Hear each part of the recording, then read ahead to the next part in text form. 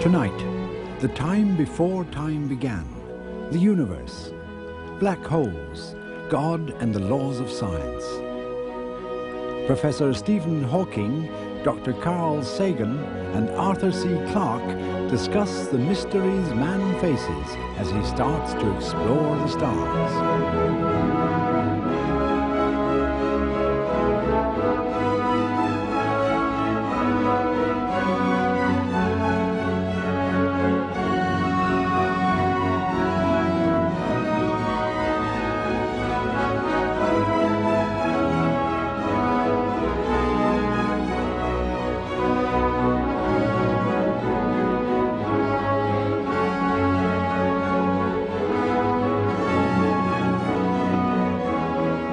Dreadful disabilities prevent Stephen Hawking from speaking a word, but he's risen above them to become a brilliant mathematician and teacher.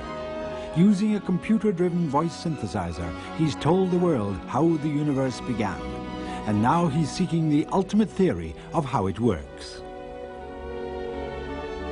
Arthur C. Clarke invented the communication satellite long before the technology existed to launch one. That vision of the future fathered the global village. His novels and stories, including 2001: A Space Odyssey, have inspired a generation of real-life astronauts. Carl Sagan sent man's first messages to the stars aboard NASA space probes. He's sure we're not alone in the cosmic wilderness. Dr. Sagan joined our discussion from Cornell University in New York State, so I checked whether he could hear us over one of Arthur's satellites. Yes, communication satellite technology is working very well, thank you. Arthur, can you hear all right? I can hear fine. And Professor Hawking, are you in touch with Carl Sagan? Yes. Professor Hawking, in fact, has just made publishing history by writing a book about hard theoretical science which has outsold even Michael Jackson in the bestseller lists. It's called A Brief History of Time, and we'll be talking about the concepts that are in it. Now, Stephen Hawking is engaged in a search for the ultimate answer, a grand, unified theory that would explain everything. Stephen Hawking, that is quite an agenda. How are you getting on with it? Let me just explain that what happens when Professor Hawking wishes to speak. He lost his voice a couple of years ago and now has to use a voice synthesizer, and he can control a squeeze box in his hand, and on the VDU screen on the arm of his chair he's got a vocabulary which scrolls through, and he can pick out the words that he wants, and these words are then assembled into a sentence, and when the sentence is ready then he can process it through the voice synthesizer. So whenever you're ready, Professor Hawking, we'd like to hear from you. In the last 300 years, we have discovered the laws that govern the universe in all but the most extreme conditions. I think there is a reasonable chance that we may find a complete set of laws by the end of the century if we don't blow ourselves up first. If we do find a complete unified theory, it will be a great triumph, not just for scientists, but for ordinary people as well. In time, the unified theory would be simplified and taught in schools, at least in outline. Then, everyone would have some idea of how the universe works. Well, that is a tremendous vision. Now, Carl Sagan, you wrote an introduction to the book, and one of the striking things that you said is that it's only children nowadays who ask the big questions because they don't know enough not to. What I was trying to get across was the notion that the school systems, it seems to me, have a attitude of discouragement of asking fundamental questions. If a 5 or 6 year old asks why the moon is round or why grass is green, the usual adult answer, at least in my experience, is to discourage the child. Say, what shape did you expect the moon to be? Square? Or what color did you expect the grass to be? Blue? instead of saying that those are interesting questions, let's try to find out the answer, or maybe nobody knows the answer, and when you grow up, you'll be able to discover the answer. It would be very healthy for the human species if there were less discouragement and more scientists. Arthur Clarke. One of the reasons why I write science fiction is because it does free the imagination and does inspire people to become scientists and astronauts. Many astronauts have made me feel a very old man by coming up and saying to me, you know, your books turned me on when I was a small boy. Excellent. Now, I have planned a reasonably finite structure for our little colloquium, and I'd like to start, if I may, with Professor Hawking. How did the universe start? With a Big Bang? We observe that distant galaxies are moving away from us. This means that they must have been closer together in the past. In fact, one can show that all the galaxies must have been on top of each other about 15 billion years ago. This was a real Big Bang, not a puny thing that took place on the stock exchange a couple of years ago. It was the beginning of the universe and of time itself. Anything that happened before the Big Bang could not affect what happened after. So we can neglect events before the Big Bang and say that time began at the Big Bang. After the Big Bang, we believe that the universe expanded in a very rapid, inflationary manner. Again, this inflation in the universe quite puts modern economic inflation in the shade.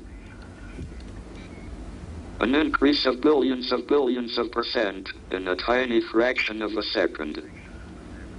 Of course, that was before the present government.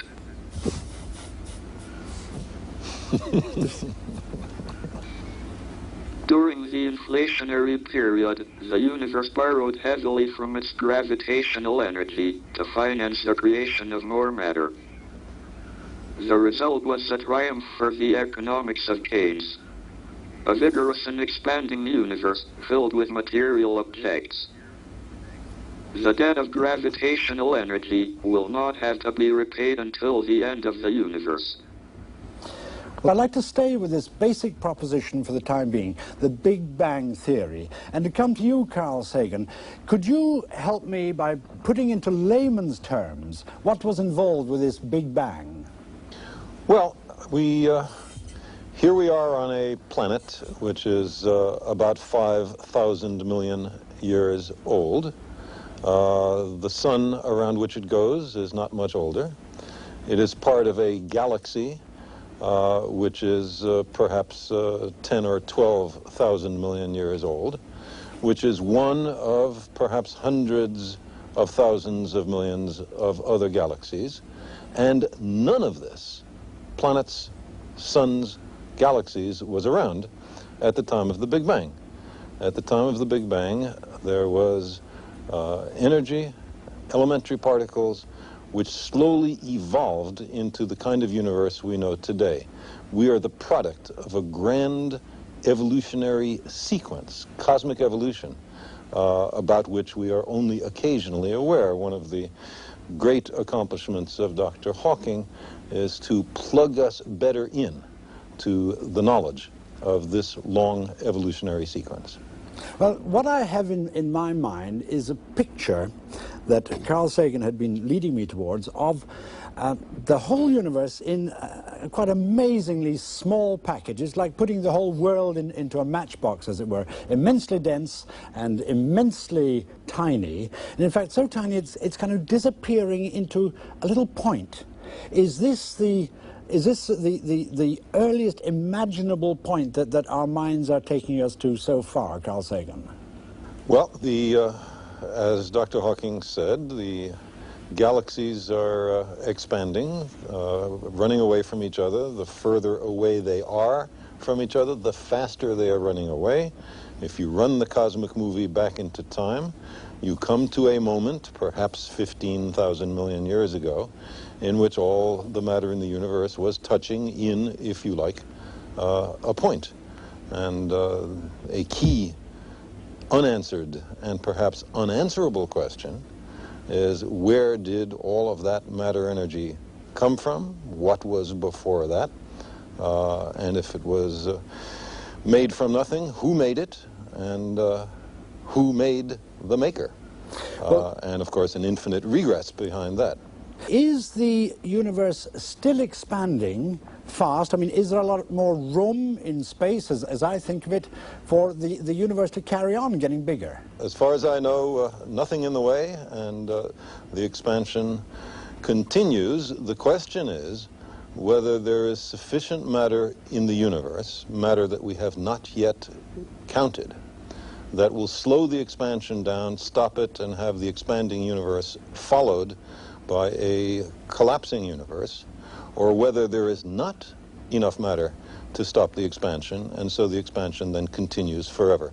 This is an observational question which is still unresolved, and the Hubble Space Telescope, which who knows might be launched next year if we're lucky, might answer this question.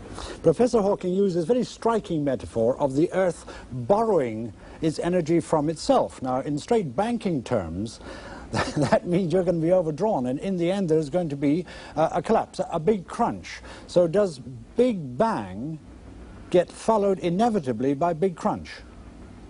No, not inevitably. It depends on how much matter there is in the universe, which is a still unsolved issue. I should say that the prevailing opinion is that the universe will continue expanding forever, but that, in my opinion, is by no means a very secure conclusion. Well, let me bring in the poet amongst us here. Arthur Clarke, you know what T.S. Eliot said, "This is the way the world ends, not with a bang, but a whimper." When you think of the end of the world, if you think of the end of the world, does it end with a bang or a whimper? Well, one would like to think that we will end with a bang. Of course, we'll never know. It's rather a long way in the future. Some billions, tens of billions, possibly even much further in the future. And as Carl said, we may have the answers to these questions in a very few years if the Hubble Space Telescope gets successfully into orbit and can peer out to the boundaries of the universe. If we are sort of living in a little suburb of the galaxy, can you foresee a time when we need to get out of the suburb and colonize somewhere else because of the gradual curve towards the end? Well, I think the human race, if it survives the next few years, will go on to colonize first the solar system and then to send ships out to the stars and ultimately perhaps to other galaxies. But if the expansion of the universe is fast enough, we will never be able to keep up with it. Now, one fascinating aspect that is raised is the question of time itself in the book. Now, we all think that we know what time is. It's a relentless march forward. But for the purposes of your argument, Stephen Hawking, you use a mathematical concept that you call imaginary time, which seems to be able to run backwards as well as forwards. In our theories, there are two kinds of time. There is what is called real time. This is a kind of time that is measured by a clock. The time that we feel passing, the time in which we grow older. Then there is imaginary time. Of course, imaginary time is an idea that science fiction writers, like Arthur, have used in their stories. But imaginary time is also a well-defined mathematical concept. It can be thought of as a direction of time that is at right angles to ordinary, real time, in a certain sense. The universe has a beginning in real time, at a Big Bang. And it may well have an end if it collapses to a big crunch. But in imaginary time, it has no beginning or end. Rather, imaginary time is closed in on itself, like the surface of the Earth. The surface of the Earth doesn't have any beginning or end. I know, because I have been round the world, and I didn't fall off.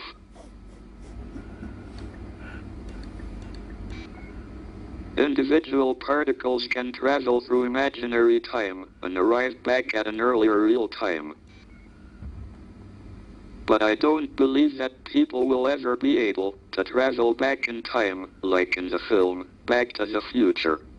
I'm going to come first, if I may, to you, Carl Sagan, because this idea in Professor Hawking's book, this extraordinary four-dimensional model of the universe with no boundaries, but finite, just like the Earth. This, to me, is really stretching my own capacity for imagination to the utmost. How would you turn it into words for me, a layman? Well, the first thing I would say is not to feel bad if it's not immediately, intuitively obvious. Our ability to understand things instantly, so-called common sense, derives from a certain range of size and speed and duration that are appropriate for human existence. We know about things from 1/10 of a millimeter to a few kilometers, from a fraction of a second to a lifetime, and so on.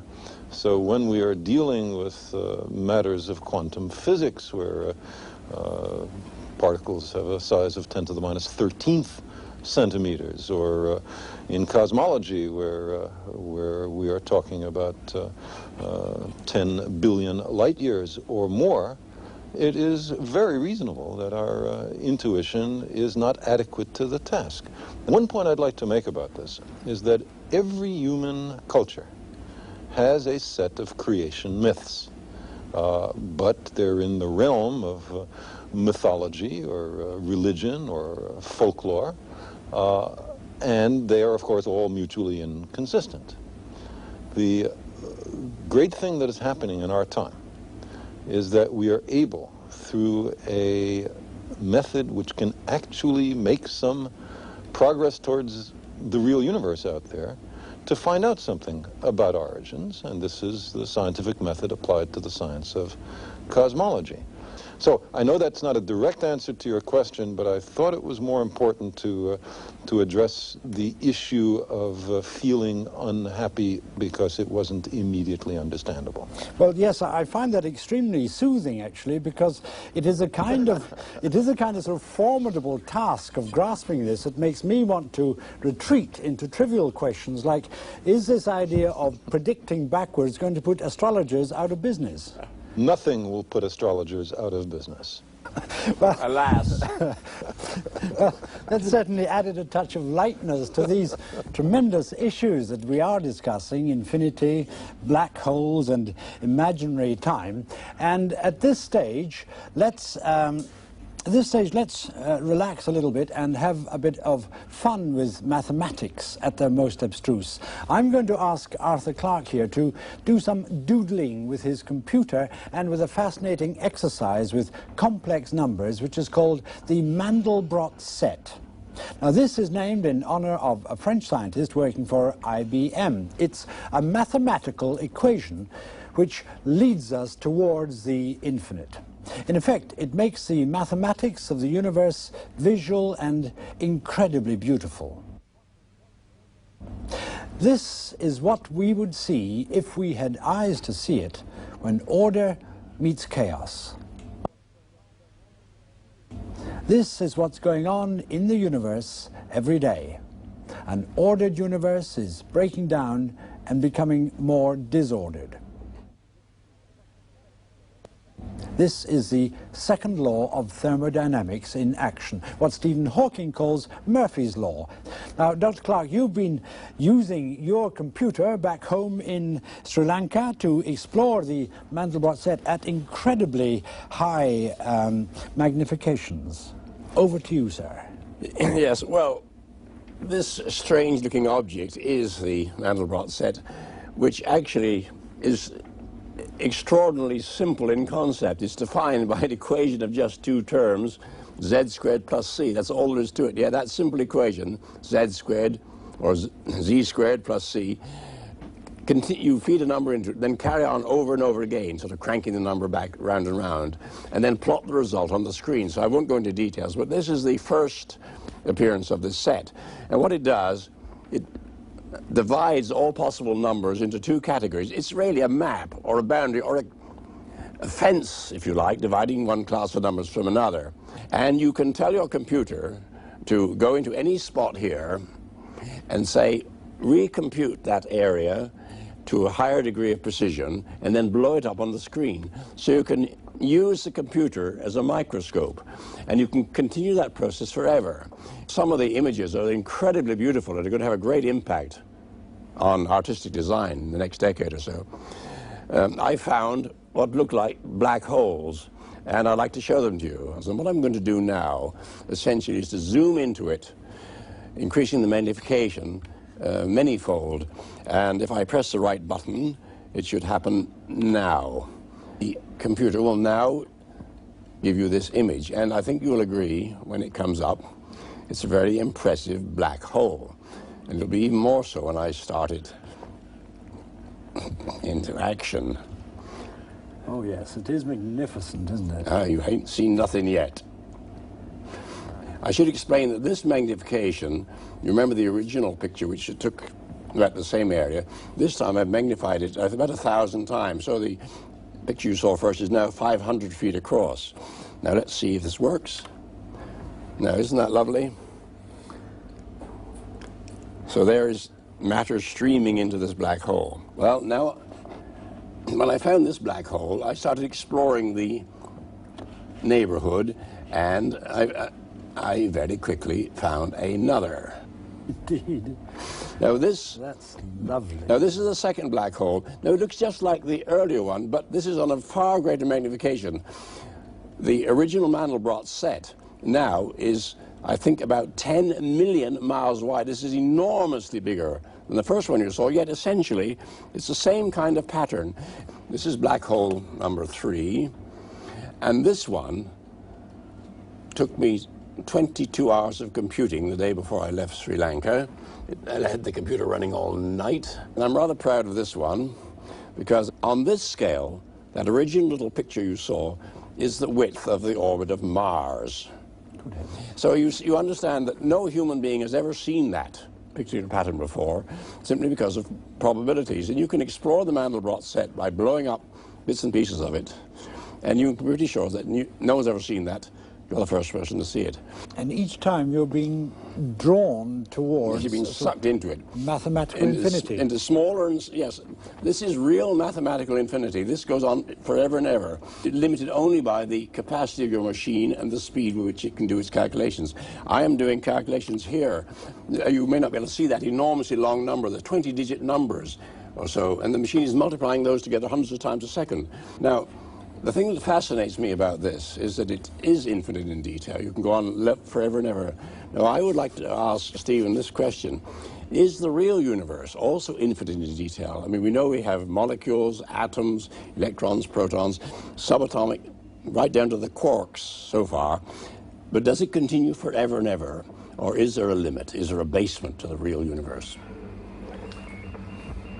Professor Hawking. We will discover new structures when look at the universe on smaller and smaller scales. But in the case of the universe, there seems to be a limiting scale. It is called the Planck length, and it's about 1,000,000 billion times smaller than an inch. This means that there is a limit to how complex the universe can be. It also means that the universe could be described by a theory that is fairly simple, at least on scales of the Planck length. I just hope that we are smart enough to find it. Are we smart enough to find it, Arthur? Well, I wonder, because after all we're still pretty primitive organisms, and the universe is very old. And I just don't know. I would like to think so, but then there's a feeling, when we found it, then what? Where do we go from here? I'd like to turn our attention back now to Professor Stephen Hawking. Do you think that we could ever hope to use the old science fiction trick of diving into a black hole and then traveling to another part of the cosmos?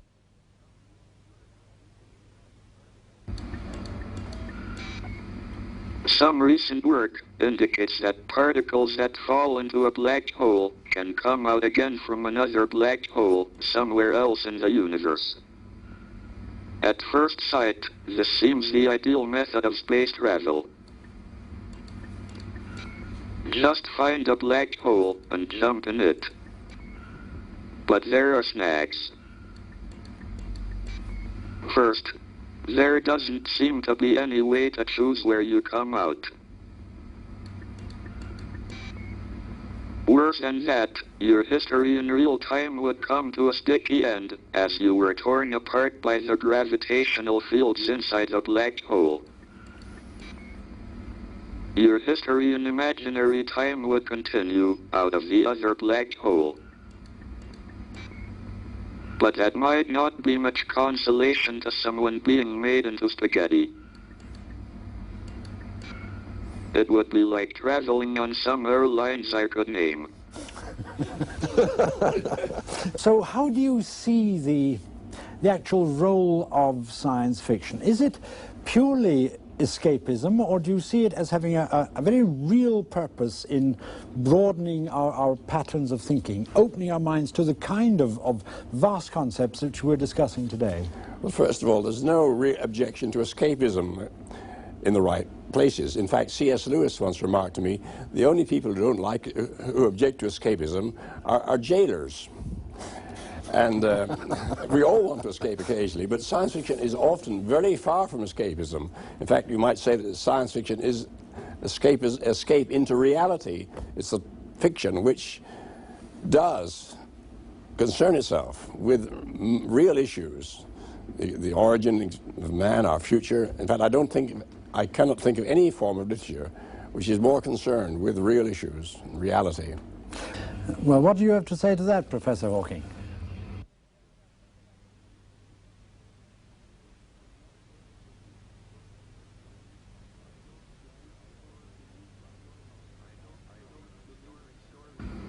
I don't believe in stories of flying saucers and other unidentified flying objects.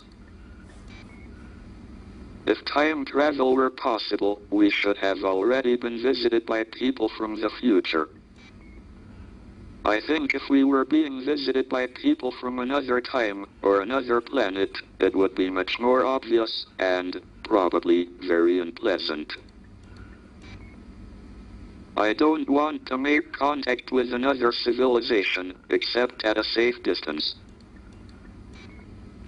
It might be like the North American Indians making contact with the white men.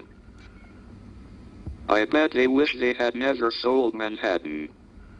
I'll bet they did now. Carl, you are the world's leading expert in the search for extraterrestrial intelligence. Now, Professor Hawking doesn't want to make contact with them. Why do you want to make contact with them? Well, first off, I would say we have little choice in the matter.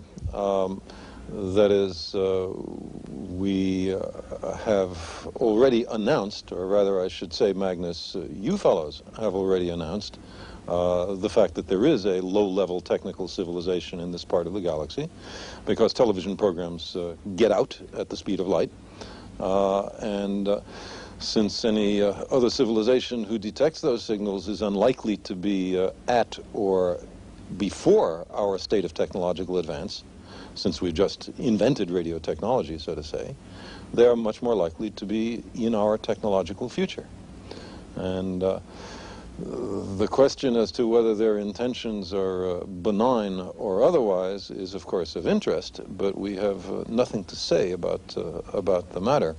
So therefore, I think we might as well hope that it's benign if they're out there. From my point of view, The search for extraterrestrial life, and especially the search for extraterrestrial intelligence, is one of the key philosophical, scientific, and human questions that have been posed. But we are at the very beginning of searching. Surely it is important for us to know the answer. One thing that interests me a great deal is the way in which the public perception of beings from outer space have changed over the years. They used to be the baddies, but now there's a sort of optimistic feeling that any extraterrestrial life is, if not benign, is at least not as hostile and aggressive as one used to fear. Is this the drift of your writing as well, Arthur, your thinking? Yes, I'm an optimist, and I believe that any malevolent super-civilization would rapidly self-destruct, as we may be in the process of doing ourselves. So if we do have contact, physical contact with aliens, I think it will be benign. My frivolous mind is much If there taken... are very intelligent beings reasonably near, why have they not visited us? Well, that's a very good question. Let's throw it right across to Arthur Clarke. There are literally dozens of answers to this. They may have come in the remote past. They may be visiting us every 10,000 years. I mean, the universe is a huge place, and even if there are fleets of survey ships going all over the cosmos, we shouldn't expect visitors less than, I'd say, every 1,000 years or so. They may know all about us, and they may have put a quarantine around our planet for pretty good reasons. They may be totally uninterested in us. They may be so much higher that they, we're just beneath contempt, if you like. You can speculate endlessly. I think we should just wait and try and get more evidence. Maybe their space probes are saying there's no intelligent life on Earth. They may have received our television programs and decided that that is the case. May I attempt a different answer to Stephen's question? Please do, Carl Sagan. The first large-scale commercial broadcasting on the Earth was in the late 1940s. So that's, 40 years ago. So you must imagine a spherical wave expanding out from the Earth at the velocity of light, which contains all the dreary programs of the late 1940s. Since then, that expanding spherical wave containing the news of a developing civilization on Earth has traveled some 40 light years. Suppose that there are no civilizations closer than 40 light years. Perhaps they're not here because they don't know we are about just yet. But in time, the message gets to them, and perhaps they send a little expedition to look us over. I was delighted when I read that when space probes went out, first of all, you put the figure of a man and a woman on the outside so that any alien life would recognize what we looked like. And then in a latest probe, I think you put in an LP of Earth sounds with instructions in hand signals on how to work the LP. How do you think anybody would have reacted if, in fact, alien intelligence had heard this LP? My guess is that it'd be something like, oh, look, another artifact from some extremely primitive civilization. Which one is this? But then some degree of thanks that we were thoughtful enough to send a message into the far future, which could in no way benefit us, certainly a selfless act. And perhaps it would be recognized as a hopeful and optimistic gesture by an emerging civilization just setting foot into the great galactic wilderness. Yes, Arthur. I know what is going to happen to your voyagers, Carl. They'll be overtaken one day by a terrestrial spaceship and brought back to the Smithsonian. It's certainly technologically possible, but I hope they let it go on its original mission. Now, it's very nearly 20 years ago since man landed on the moon. Do you think that we've basically stopped trying to get man any further? Is there any chance that another Neil Armstrong will set foot on Mars in our lifetime? The United States and the Soviet Union have managed to booby-trap the planet with about 60,000 nuclear weapons, with a little help from Britain, France, China, and Israel. A tiny fraction of those weapons is enough to destroy the participating nations, certainly the global civilization possibly, and the human species just maybe. It is now time for the United States and the Soviet Union to demonstrate that they can undo this specter, that they can demonstrate their ability to work together on high technology for peaceful, hopeful purposes that carry us into a benign 21st century. And that is why I support the idea of joint U.S.-Soviet cooperation in the exploration of Mars, leading up to an international manned, and by the way, womaned mission to the planet. Americans and Soviets, as representatives of the human species, other nations, I presume, would also be involved. And then a glorious, whatever it would be, few-month period in which Mars, I have a globe of it right next to me, in which Mars would be explored. There are hundreds, for example, hundreds of ancient river valleys on Mars. Mars is today bone dry. It was once much warmer, much wetter, much denser atmosphere, much more Earth-like. What were those conditions like? Why did an Earth-like planet get converted into this deep ice age condition that Mars has today? And is there life there? Could there once have been life? Are there fossil forms? There are extraordinary, enigmatic geological features on the planet. What is their nature? There's a huge amount of exploration to do. And all of it, every step that I've described, could be before the television cameras of the world, and we could all participate in such exploration. Is it not a danger that the human bits that we take with us will pollute and destroy something enormously precious out there simply because we're so inquisitive about it? Arthur?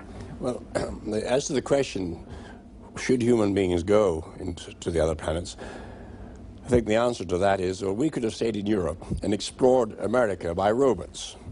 It might have been, it certainly saved a lot of human lives, but of course we didn't. We went there and lived in this new continent. Now, admittedly, Mars, in fact, none of the planets in the solar system is anything like as benign as the United States or the other parts of this planet. But one day, people are going to call them home. There will be Martians one day, and they'll be our great-grandchildren, and they'll think Earth probably is a horrible place in which to live. Now, as to whether we will pollute these environments, yes, to some extent. Of course, colonization always involves the destruction of what was there first.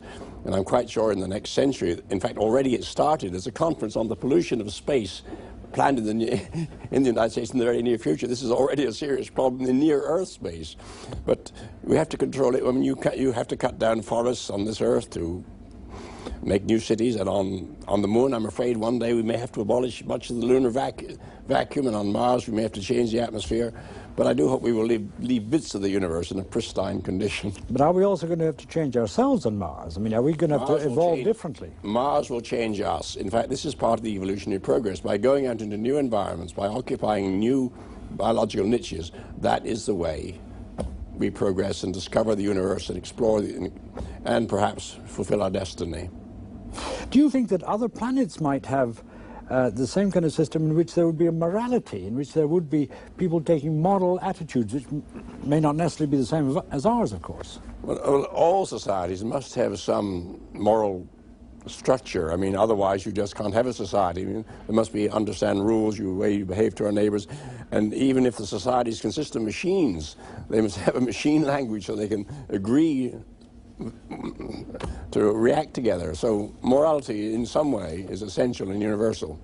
Now, Professor Hawking, in the very last paragraph of your book, you say that if we discover a complete theory of the universe, then it should in time be understandable in broad principle to everyone and not just to a few scientists. And when that happens, all of us will be able to start discussing the why rather than the how. And I quote, "If we find the answer to that, it would be the ultimate triumph of human reason, for then we would know the mind of God." Do you think that God can intervene in the universe as he wants, or is God too bound by the laws of science? The question of whether God is bound by the laws of science is a bit like the question, can God make a stone that is so heavy that he cannot lift it? I don't think it is very useful to speculate on what God might or might not be able to do. Rather, we should examine what he actually does with the universe we live in.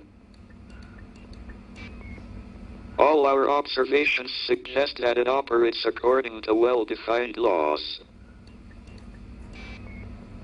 These laws may have been ordained by God, but it seems that he does not intervene in the universe to break the laws, at least, not once he had set the universe going. However, until recently, it was thought that the laws would necessarily break down at the beginning of the universe. That would have meant that God would have had complete freedom to choose how the universe began. In the last few years, however, we have realized that the laws of science may hold even at the beginning of time. In that case, God would have had no freedom. The way the universe began would be determined by the laws of science. Well, thank you very much. And Carl Sagan, in your introduction to the book, you commented on this. You said this is also a book about God, or perhaps about the absence of God, because Hawking left nothing for a creator to do. Now, God, of course, means many things to many people. What sort of God, basically, are we talking about when we talk about reading the mind of God? Well, I think that's an excellent question, and I'd be most interested to hear Stephen Hawking's answer. But just to try to illuminate the range of possibilities, consider two alternatives. One is the notion popular in the West of God as a sort of outsized, elderly white male with a long white beard sitting in a throne in the sky and tallying the fall of every sparrow. Contrast that with the idea of God in the mind of, let's say, Spinoza or Einstein, which was, at least very closely, the sum total of the laws of the universe. Now, it would be madness to deny that there are well-defined physical laws in the universe. And if that's what you mean by God, then there's no question that God exists, but it's a very remote God, what the French call roi fainéant, a do-nothing king. On the other hand, the former model, the one who intervenes daily, for that there seems to be, as Dr. Hawking said, no evidence. I think it is wise, my own personal feeling, to be a little humble on such matters.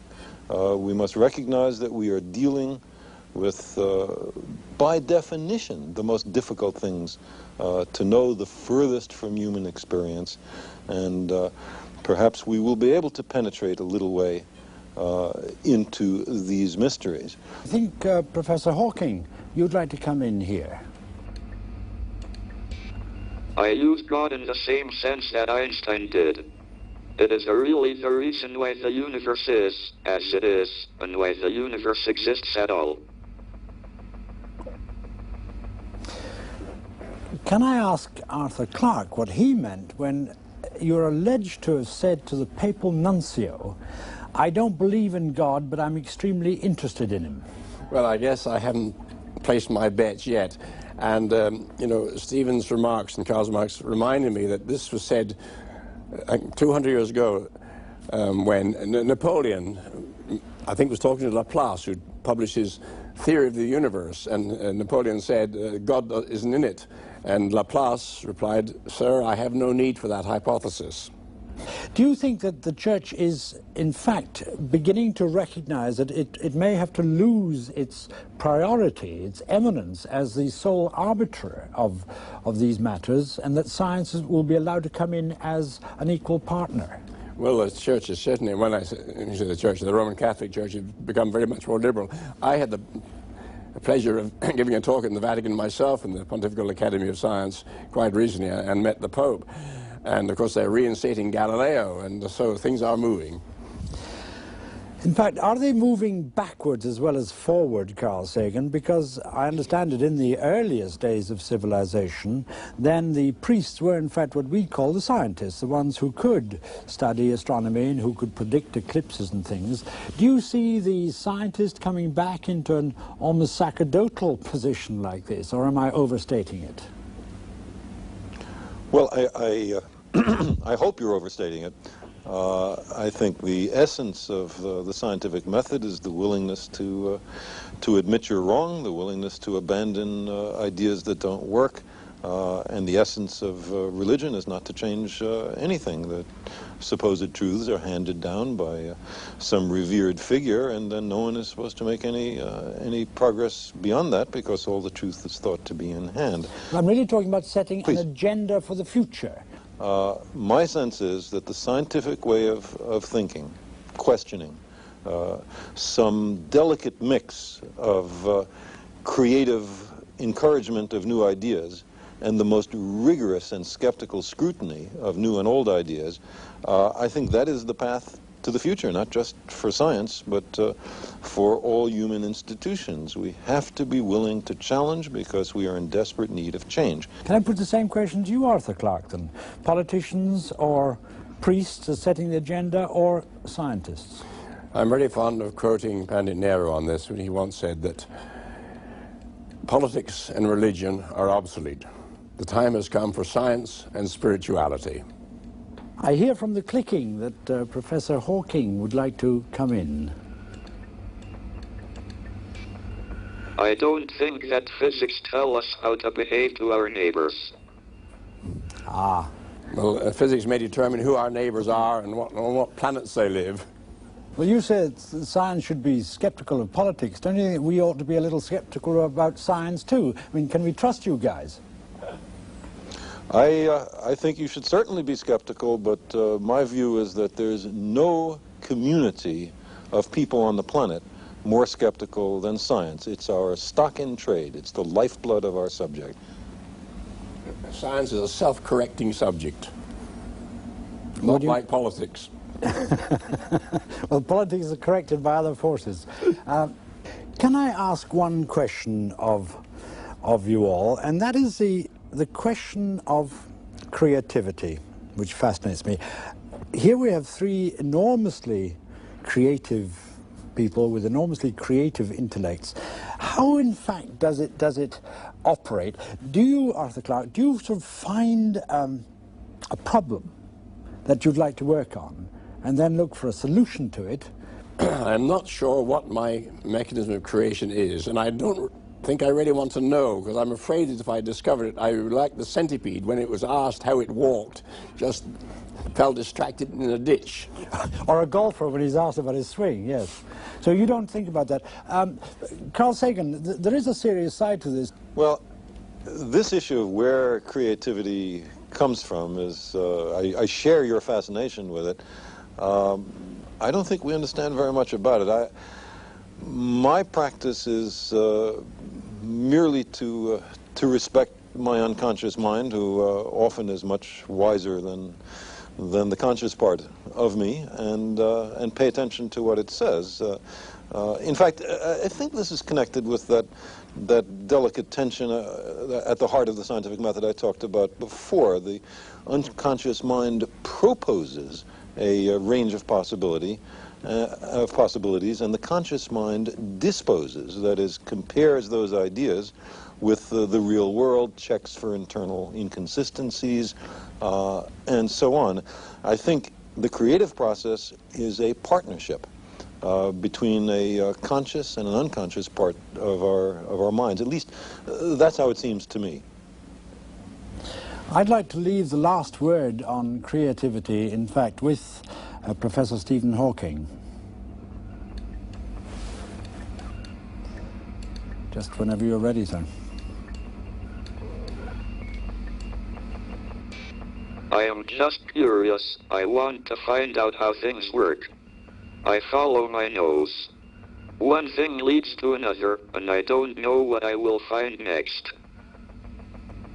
Now I think I would like to retreat a little bit into poetry myself, because it's nearly 150 years ago since Matthew Arnold wrote his splendid poem, The Future.